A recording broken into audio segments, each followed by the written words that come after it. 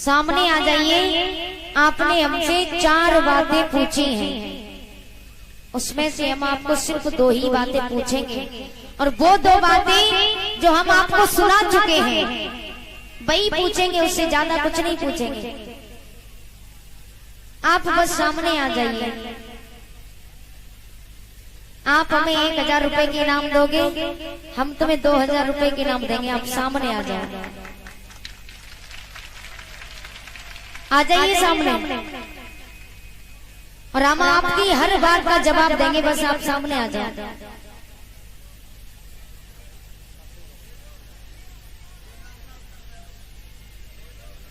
कोई बात नहीं, सामने नहीं आ रहे हो मत आइए, लेकिन हम उत्तर दे रहे हैं, सुनिएगा। पहले नंबर पे लिखा है कि भागवत का अर्थ क्या है, तो सुनिए भागवत का अर्थ क्या है। जो भागवत है ना, जो 52 अक्षरों की वर्णमाला है, गौर देना मेरी बात पे।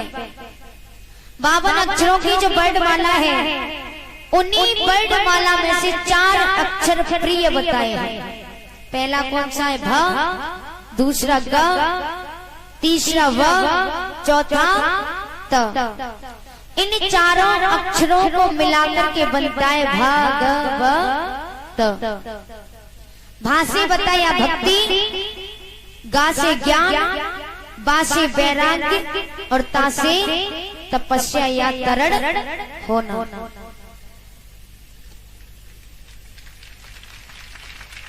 भागवत से हमारा तरण होता है। अब प्रथम दिन की कथा यही है, भागवत के ही ऊपर भक्ति, ज्ञान, वैराग्य की, और उसके बाद में इनका तरण हुआ।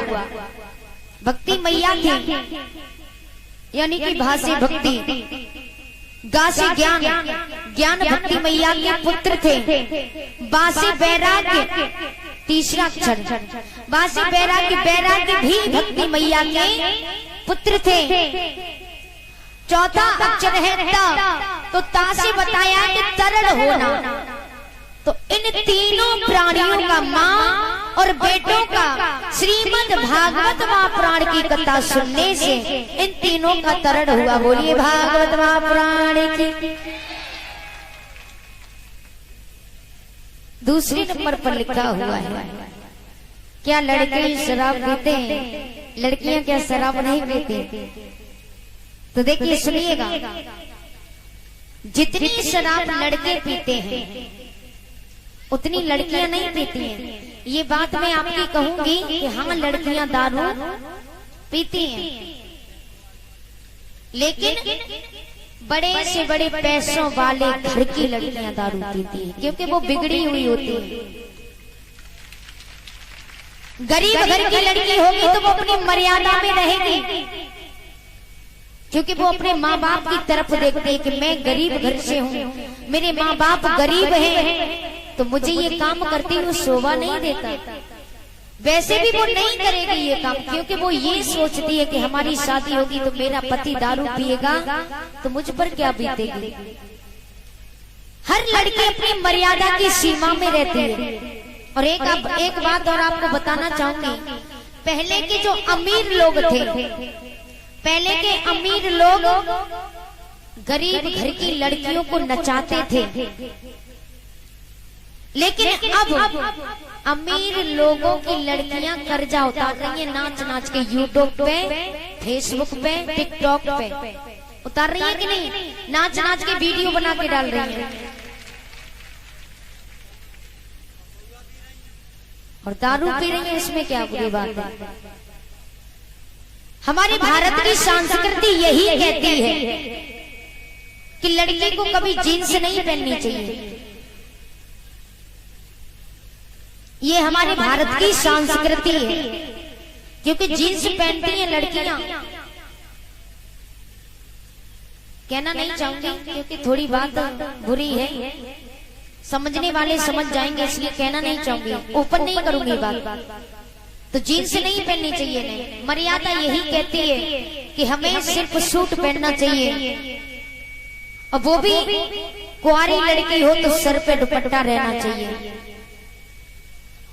शादीशुदा के सर पे पल्लू रहना चाहिए, जब तक बेटी कुंवारी रहती है तो वो सर पे दुपट्टा डाले तो भैया की उम्र बढ़ती है। शादीशुदा औरत हो तो सर पे पल्लू डालने से पति की उम्र बढ़ती है। लेकिन आजकल हमने देखा है कटे हुए पैंट पहनती हैं। हमने सुना तो था, हमारे भैया कह रहे हैं कि हमारी तो उम्र कम हो गई। देखिए ये बात मेरे भैया भी जानते होंगे। अभी तो मैं खैर ब्यास गद्दी पे बैठी हूँ इसलिए, लेकिन मैं चाहे घर पे रहूं या कहीं रहूं, खाना खाने भी गई होंगी तो हमारी बहनाओं ने देखा होगा कि मेरे सर पे दुपट्टा हमेशा रहता है कि नहीं? देखा होगा आप लोगों ने। तो मैं सर से दुपट्टा नहीं हटाती। अभी तो खैर ब्यास गद्दी पे बैठी हूँ इसलिए कह नहीं सकती। तो देखिए हमने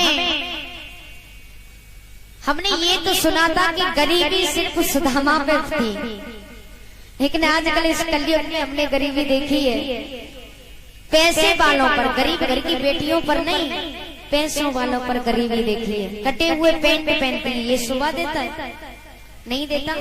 तो वो बिगड़े हुए घर की लड़कियां होती हैं इसलिए दारू पीती हैं, इसलिए हम इसके बारे में नहीं कहना चाहेंगे। और भैया लोग दारू पीते, पति पत्नी में झगड़ा हुआ, ठेका पे गए, दारू पी ली और थोड़ी सी बात हुई तो दूसरे लोगों से कहते कि ये हमें टेंशन देती है इसलिए हम दारू पीते।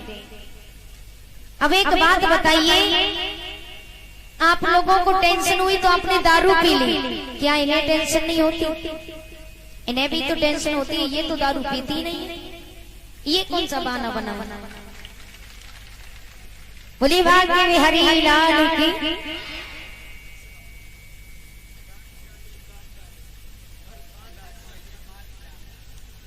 और देखिए इसमें लिखा हुआ है कि डाली डाली उस डाली को माली ने काट डाली, उस डाली को कहाँ डाली?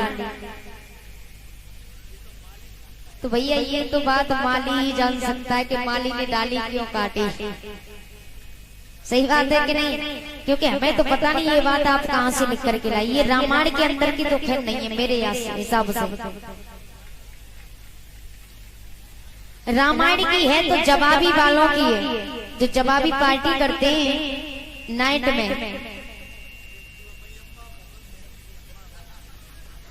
में प्रोग्राम करते हैं कि तू मेरी अम्मा को कसम और मैं तेरी अम्मा को कसम। देखिए सच बात कड़वी होती है लेकिन बुरी नहीं होती है। जवाबी पार्टी में चलता है तो एक बात कान खोल के सुन लो लिखने वाले, मैं जवाबी करती नहीं हूँ, क्योंकि जवाबी में सारी शर्म उतार के रखनी पड़ती है। हम उसे गालियां दें, वो हमें गालियां दे रहा है, तो क्या मतलब है इससे? तो ये जो लिखा हुआ है कि डाली डाली क्यों, डाली डाली और माली ने क्यों काट डाली, तो ये जवाबी में है। तो ये बात आप जवाबी वालों से पूछना,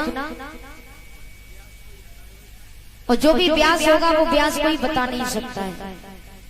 ब्यास सा होगा तो ही, क्योंकि ब्यास जो होते वो जवाबी के झंझट में नहीं पड़ते। और हमें जवाबी से कोई मतलब ही नहीं है, हमें तो सिर्फ उतना देखना है कि श्रीमद् भागवत क्या कहती है। मैंने जड़े भागवत, तो आपको भागवत में ध्यान देना चाहिए। इधर उधर का चिट्ठा क्यों इकट्ठा करके हमारे पास ला रहे हैं? दूसरी बात, चौथी बात में लिखा है कि इंसान को भूख लगती है तो खाना खाता है और प्यास लगती है तो पानी पीता है, लेकिन उसके अंदर जो आत्मा रहती है वो क्या खाती पीती है? तो सुनिएगा, बड़ा ही सुंदर जवाब है। ये जो हमारा शरीर है जो दिखता है उसे आकार कहते हैं, और जो नहीं दिखता है उसे हम निराकार कहते हैं। आत्मा किसी ने देखी है? नहीं देखी, तो आत्मा हो गई निराकार। शरीर हमने और आपने देखा है, आपने हमारा देखा है, हमने आपका देखा, तो ये क्या हो गया? आकार। ये आकार हो गया। तो जैसे कि भगवान हुए तो भगवान को किसी ने देखा नहीं है, तो भगवान निराकार है, साकार है। तो आत्मा जो है वो साकार का भोजन करती है। अगर मेरी बात गलत हो तो मुझे आकर के अभी जवाब देना, क्योंकि मेरे गुरु ने मुझे जितना बताया उतना ही बता रही हूं। आत्मा सिर्फ आहार का भोजन करती है। आहार होता है ना, तो आत्मा सिर्फ आहार को खाती है, आहार का भोजन करती है, क्योंकि वो निराकार है। आत्मा कभी ये नहीं कहती कि तुम दारू पियो। अगर आत्मा की बात सुनना कभी घर बैठ के, आप गहरे मन में बैठ जाना, आसन लगाना, आत्मश्वास ऊपर की तरफ खींचना और शून्य लोक में जाना। शून्य लोक कहते हैं इसे, ये जो है ना, इसे शून्य लोक कहते हैं। और एकदम से ऊपर की तरफ श्वास खींचना तो आप 100% शून्य लोक में पहुंच जाएंगे। लेकिन हमारी गारंटी नहीं है कि आप बचो, अन्यथा ना बचो। देखिए भैया, हम छोड़ देंगे, इसमें हमारी बेइज्जती है।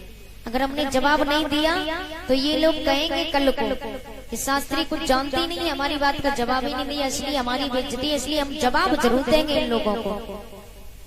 शून्य लोक में जाना, और हर किसी की ताकत नहीं है जो शून्य लोक में जा सके। कोई नहीं जा सकता है शून्य लोक में। तो वही व्यक्ति जा सकता है जो पूर्ण तरीके से भगवान पे भरोसा करता हो, तन मन धन हर चीज से भगवान का हो चुका हो, वही शून्य लोक में जा सकता है। तो ये आत्मा आहार का भोजन करती है।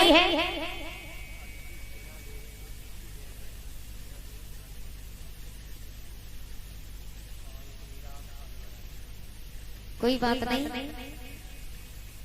अच्छा, अब जो ये चिट्ठी जो लिखी है, अब उन भैया को सामने बुलाओ और इसमें जो लिखा मैंने सही उत्तर दिया या नहीं दिया उन्हें सामने बुला लो। आ जाइए भैया, क्योंकि मैं सच बात कहने से डरती नहीं हूँ।